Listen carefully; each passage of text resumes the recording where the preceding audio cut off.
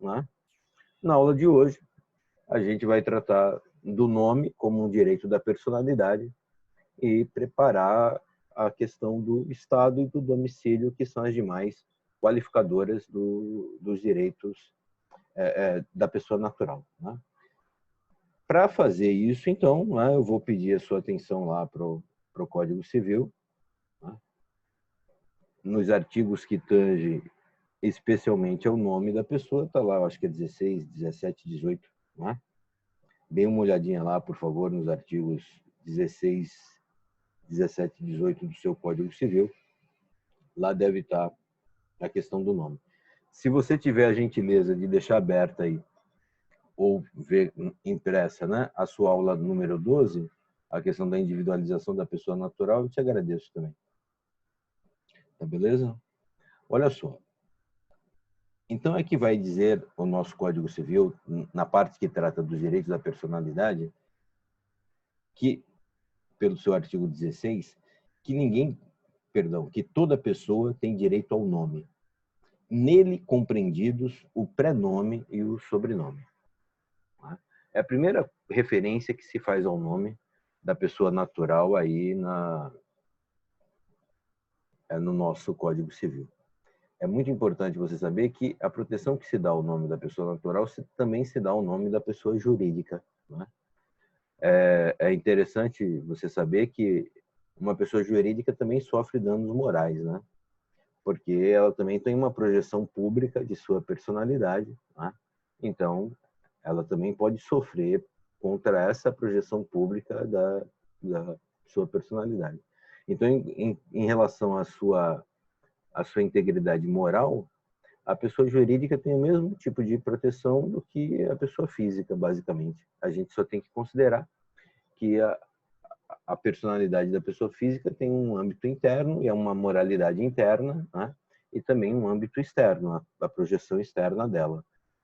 É claro, portanto, né, que você pode ofender a pessoa física nesses dois âmbitos. Já a pessoa jurídica, você ofende ao direito da personalidade dela, né, para a gente chamar assim, em relação à sua imagem externa só, tá beleza? Mas em se tratando de pessoa natural, toda pessoa tem direito ao nome e ao sobrenome. Eu queria que você fizesse um pequeno favor para mim aí, né? E que, tendo aberto a sua aula aí, você escreva num pedaço de papel o meu nome, né? Lucas André Viegas Carvalho de Siqueira. Vai ser a melhor maneira de eu te explicar isso, a questão do nome e do sobrenome. Se você tomar o meu nome como exemplo, Lucas André Viegas Carvalho de Siqueira, né? Você tem que o Lucas André, né, é o meu pré-nome, né? O que a gente conhece como nome é um pré-nome. O prenome pode ser simples ou pode ser composto, né? Sendo composto, ele pode ser duplo, triplo, quádruplo, né? O prenome do Dom Pedro I tinha, sei lá,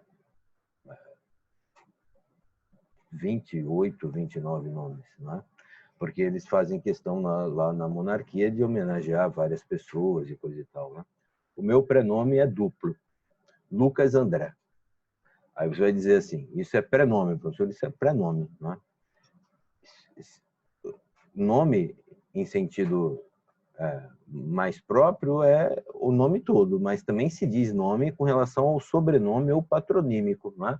É um sentido um pouco impróprio, mas é mais nome o meu Viegas Carvalho de Siqueira do que o meu Lucas André. Lucas André é um prenome. Muito bem. Aí vem o Viegas Carvalho de Siqueira, né, que é o meu patronímico ou sobrenome. Melhor você determinar como sendo sobrenome, porque patronímico é aquela coisa, né, do nome do pai. Então, conserva, né, aquele ranço, né? Machista não é uma boa palavra, né? Mas de dominância do macho dentro do nosso direito. Não é uma boa palavra porque não era uma coisa preconceituosa nem nada, era simplesmente uma repercussão da sociedade, né? fazia todo sentido você chamar de patronímico quando o homem, né, era responsável por essa imagem externa da família e tal. Tanto que, na lei brasileira, né, até a Constituição Federal de 88, o nome obrigatório era o nome do pai. Né? O meu filho poderia perfeitamente se chamar Luiz Emanuel Viegas Carvalho de Siqueira, porque ele teria o nome do pai. Né? Mas ele não poderia chamar-se, naquele sistema, Luiz Emanuel Freitas. Alice está perguntando a aula 22. A aula 12. Será que eu não coloquei a aula 12 no AVA? Depois eu vejo para você, Alice, se eu não coloquei. AVA não, né? No portal. Depois eu vejo para você. Se eu não coloquei, desculpe. Eu me esqueci, eu abri aqui no computador. Muito bem. Ora, abaixando aqui o volume do meu WhatsApp. Então, o meu filho, antes de 88, ele era obrigatório ter o meu nome, porque realmente a mulher cuidava das questões familiares e o homem era responsável por essa imagem externa da família. Né? Então, se falava de um patronímico. Hoje em dia, continua se usando a expressão patronímico, mas designa-se mais propriamente a questão do sobrenome. Porque será hoje nome do marido ou nome da mulher, né? Nome do pai ou nome da mãe, indiferentemente. Tá beleza? Esses aí são chamados elementos essenciais do nome. Prenome e sobrenome. Tá beleza? São elementos essenciais porque todos os indivíduos têm que tê-los. Todos os indivíduos. Não é possível um único indivíduo que não tenha esses dois elementos do nome. Ah, professor, e se for achado um órfão de pai e de mãe e for achado na cesta do lixo e tal, esse camarada será levado a registro com um nome e um sobrenome. Não é? Vão inventar para ele um nome e vão inventar para ele um sobrenome. Embora aí o sobrenome não cumpra a sua função principal, né? Primordial, que é apontar a origem ou a estirpe do indivíduo. Né? Note a estrutura do nome. O prenome identifica o indivíduo dentro da sua família, é isso que ele faz, né? Então, lá em casa, só eu sou Lucas André, embora todos fossem Carvalho de Siqueira, né? Na casa de papai e mamãe. Então, o prenome me identifica dentro da família. Né? E o sobrenome aponta para a origem ou a estirpe do indivíduo, tá beleza? Então, você tinha um sistema que permitia imediatamente você identificar a família, a origem, a estirpe do indivíduo e, pelo prenome, identificar esse indivíduo dentro de seu seio familiar. Tá beleza? Por isso é que em alguns países os caras conhecem as pessoas pelo sobrenome. Né? Senhor e Senhora Smith, por exemplo, aquele filme com Angelina Jolie. Olha, o que você tem aí? Você tem a identificação do indivíduo pelo sobrenome, porque socialmente o indivíduo pode até ser conhecido pelo sobrenome, posto que, né, não sendo o seu sobrenome muito comum, ele será o único daquela estirpe num determinado ambiente, tá beleza? Eu tenho um cunhado que é italiano, que a origem dele é italiana, e pela raridade do nome ele é conhecido fora do seu ambiente familiar pelo sobrenome, né? Se você falar na família dele, né, ele tem 3 irmãos, ninguém sabe quem é, se você chamar pelo sobrenome, tá beleza? É isso, né? O sobrenome aponta para a origem ou estirpe do indivíduo e o prenome identifica o indivíduo dentro do seu seio familiar. É assim que é, tá beleza? Até a Constituição Federal de 88, né? A Constituição Federal de 88 é um marco histórico importante, porque é ela quem cria a igualdade jurídica entre homens e mulheres, né? Por várias razões, mas na aula de hoje ela cria essa igualdade jurídica entre homens e mulheres. Isso foi uma coisa que não foi pensada inteiramente, né? É claro que ninguém pode, com sanidade, opor-se à igualdade jurídica entre homens e mulheres, não é? É óbvio que não. Mas pensa que antes da Constituição Federal de 88, a mulher existia o Estatuto da Mulher Casada, não é? Pensa que o nosso divórcio só foi possível em 1977, né?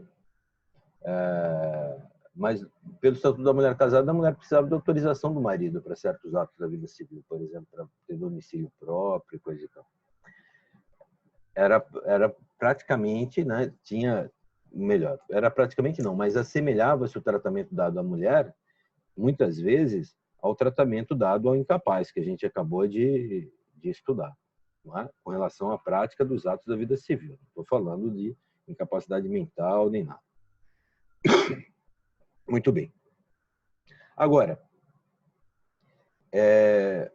retomando o nosso argumento, então na Constituição Federal de 88 você faz essa equalização jurídica entre homens e mulheres, mas você não pensa nas repercussões todas disso, não é? Porque o sistema registral no Brasil, por exemplo, ficou amplamente prejudicado. Antigamente, todos os filhos tinham que ter necessariamente o nome do pai, né? E agora não mais. Antigamente, existia um privilégio pelo nome do pai que vinha do pai, né? Então, por exemplo, eu sou Lucas André Viegas Carvalho de Siqueira e todos os meus filhos do primeiro casamento são, né, Freitas Carvalho de Siqueira, todos eles, Freitas da mãe. A mãe também tinha Carvalho, então a gente resolveu fazer assim, não é ficar 2 nomes da mãe, 2 nomes do pai e tal. Mas é claro que o Carvalho de Siqueira indica o meu sobrenome, né? Por que eu estou te dizendo isso? Porque você chega, olha o documento da Maria Luísa, do Luiz Eduardo e do Luiz Emanuel, você sabe que eles são irmãos. Você escuta o nome, você sabe que eles são irmãos. Quando você fez essa igualdade jurídica, o sistema registral, a regra do sistema registral que tornava obrigatório o nome do pai ficou sem sentido. Não é verdade? E com esse sem sentido, né, surgiram outros. Né? Porque se não há mais uma obrigatoriedade no nome do pai, então eu posso colocar indistintamente o nome do pai e o nome da mãe. Se não existe se existe uma igualdade jurídica entre homens e mulheres, né, e você não teve uma norma específica prevendo essas coisas no sistema registral, eu posso colocar indistintamente o nome da mãe antes ou o nome do pai antes, você entendeu? Então, na nossa tradição, o último nome é o nome do seu pai, provavelmente no seu nome ainda é assim, né? Porque isso apontava a predominância do sobrenome paterno, né? Mas quando você teve igualdade jurídica entre homens e mulheres, aí você não pôde mais apontar para essa predominância. Tá beleza? Não teve mais como você apontar para essa predominância. O que você faz daí, então? Se você não pode mais apontar para essa predominância. Tanto faz. Tanto faz se o nome do pai vem antes, se o nome da mãe vem antes. Tanto faz se tem só o nome da mãe, tanto faz se tem só o nome do pai. De modo que eu tenho 3 filhos do primeiro casamento, um podia se chamar Luiz Emanuel Freitas, outro podia se chamar Luiz Eduardo Carvalho e a outra podia se chamar Maria Luísa Siqueira. Eu poderia ter 3 irmãos germânicos, né? Irmãos de pai e de mãe, que não tivessem o mesmo sobrenome. Não é mesmo? Do meu filho caçula, eu abandonei essa história aí e falei, eu vou pôr o nome mais bonito. Ficava mais sonoro para combinar com o nome dele, Benício Marques de Carvalho. Meti Marques de Carvalho lá e que se lasca. Mamãe ficou puta, tal, mas meu pai já tinha morrido. Eu falei, mãe, você só eu que vou ficar, né? Ainda com essa coisa, né, que hoje em dia nego acha pomposo de 5 nomes e tal, né, para apontar para minha origem familiar, da qual eu me orgulho muito, é evidente, não é? Mas sobre o que nas sociedades atuais também você nem conhece, né? Então, o que eu estou dizendo para vocês? É evidente que a gente tinha que fazer a igualdade jurídica entre homens e mulheres, mas o legislador não pode fazer a irresponsabilidade de pegar, produzir uma alteração legislativa e imediatamente não vir acompanhando essa alteração legislativa com as outras alterações necessárias. Porque se você construiu essa igualdade jurídica entre homens e mulheres, você tinha que imediatamente ter uma normatização registral, né?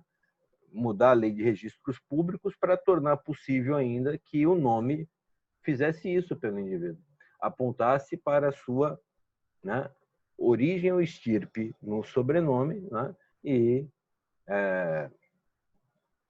para sua e o prenome identificasse esse indivíduo no seio de sua família. Né? Hoje em dia você não aponta mais para a origem ou estirpe de absolutamente nada. Né? O nome da pessoa não aponta mais para a origem ou para a estirpe da pessoa. Essa é a realidade. Porque, né, o que adianta, né, você ter um cara chamado Carvalho? Pode ser meu filho, pode ser filho de qualquer um. Qual é a relação de parentesco entre o meu filho mais novo, Benício Carvalho, e o Luiz Eduardo Freitas Carvalho de Siqueira? Nenhuma, né? Imperceptível para quem vê e coisa e tal. Você entendeu? Então, o nome perde um pouquinho, né? A Lei de Registros Públicos, que é de 1973, se não me engano, ela deveria ter acompanhado essas transformações. Tá beleza?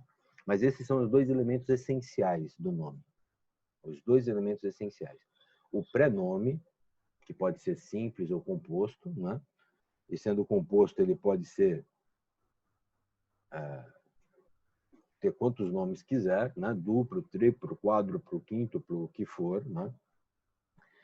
E o sobrenome ou patronímico, que deveria apontar para a origem ou para a estirpe do indivíduo.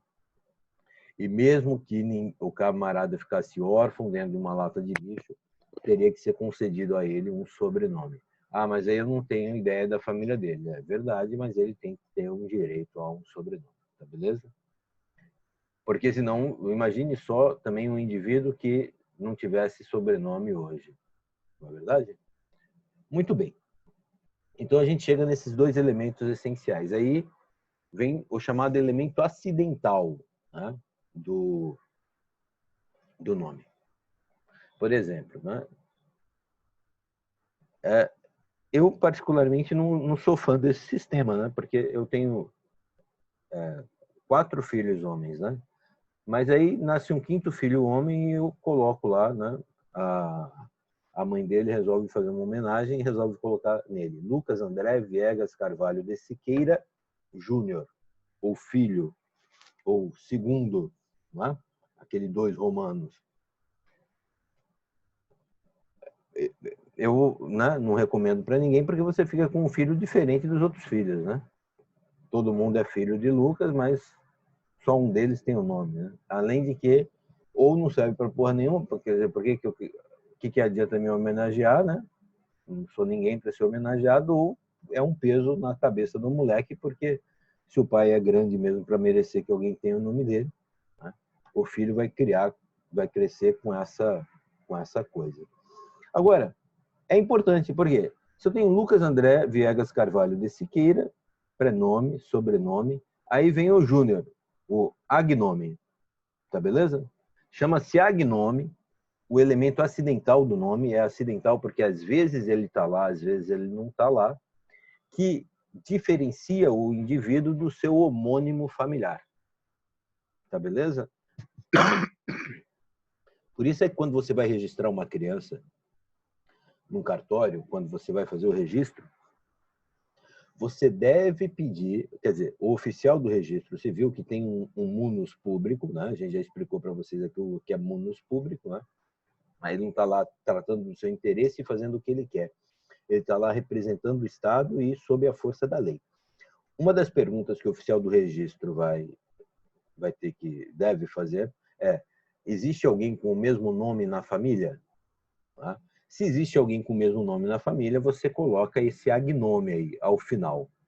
Júnior, segundo, filho. Né? Tem gente que coloca sobrinho, faz uma homenagem para o tio. Né? Neto. Né?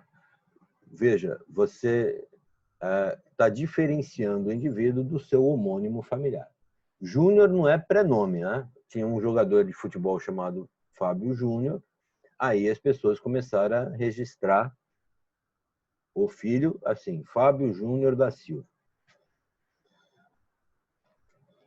É uma opção, é uma né, possibilidade, porque, né, não chega a reduzir a pessoa, o nome ao ridículo, né? Então, o pai e a mãe têm o direito de colocar o nome no seu filho, né? É um direito que eles têm, desde que não exponha a criança ao ridículo, né?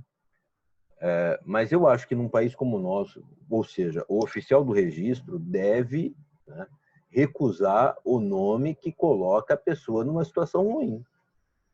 Tem pais que colocam Xerox, copiadora, né?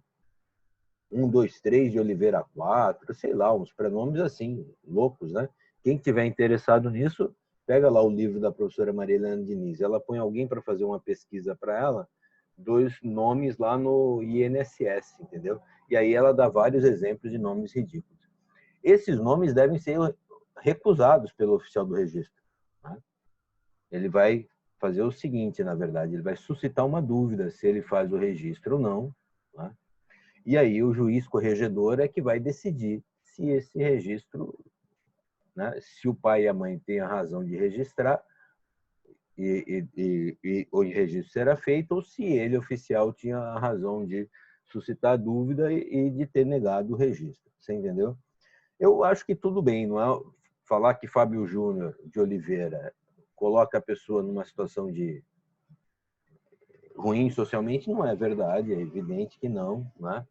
E podem até existir razões para isso, né? Pode ser que a gente tenha algum colega aqui que tenha esse nome e eu só estou comentando, pode até ser que existam razões para isso. Mas, em geral, num país como o nosso, né, o oficial do registro tem que pelo menos que esclarecer para garantir que existem razões. Ele deveria pelo menos que chegar para a pessoa, é munus público dele, é dever dele frente à função que ele ocupa na sociedade. Ele devia chegar para a pessoa e dizer assim, são vários Fábio Júniors que existem no Brasil. Depois do Fábio Júnior cantor e do Fábio Júnior jogador de futebol pelo Atlético Mineiro, tem muita gente, né? Então, ele deveria pelo menos chegar para a pessoa e dizer assim, olha, você sabe que Júnior é usado dessa forma, que o uso correto é dessa forma? É isso que ele deveria fazer, tá beleza? Agnome é um elemento acidental, né, do nome, porque ele é chamado de acidental porque ele pode estar lá ou não estar lá. Depende, tá beleza? Não é sempre que ele está, mas ele pode estar.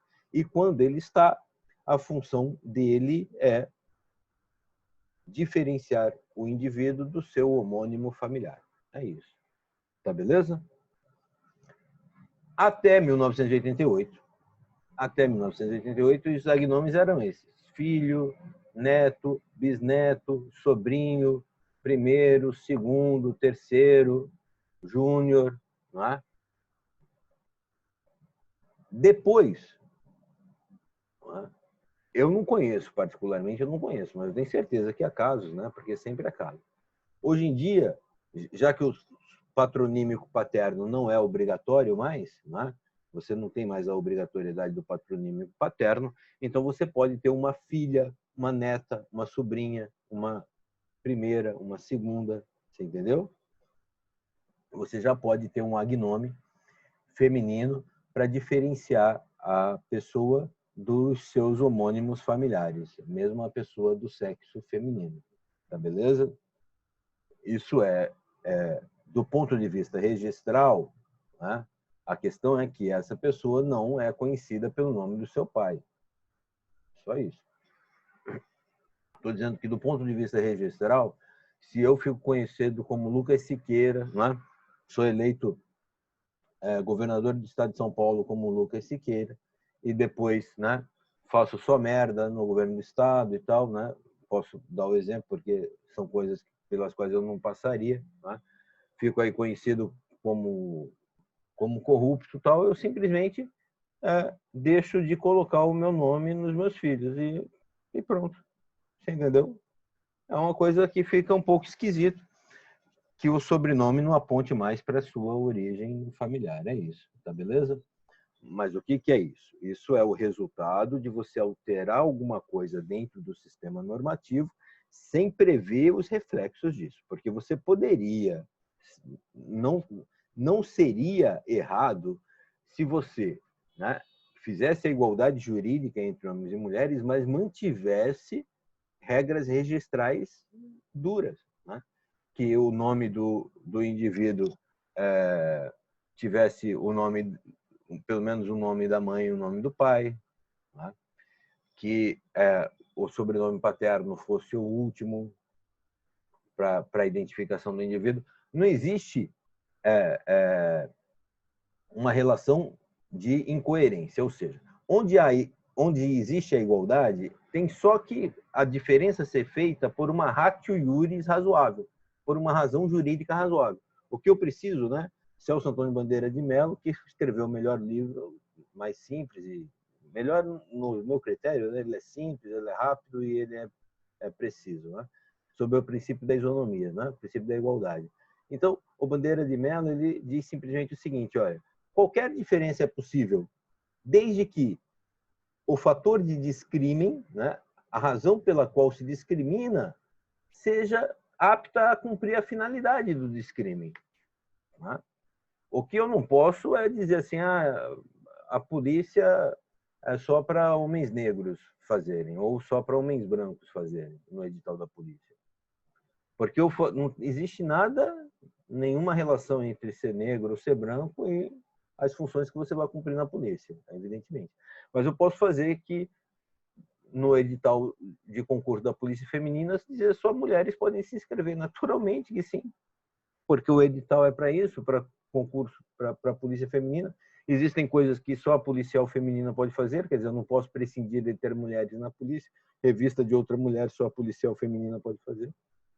Não é isso? Então, seria perfeitamente possível você criar o fator de discriminação, né? Dizer que,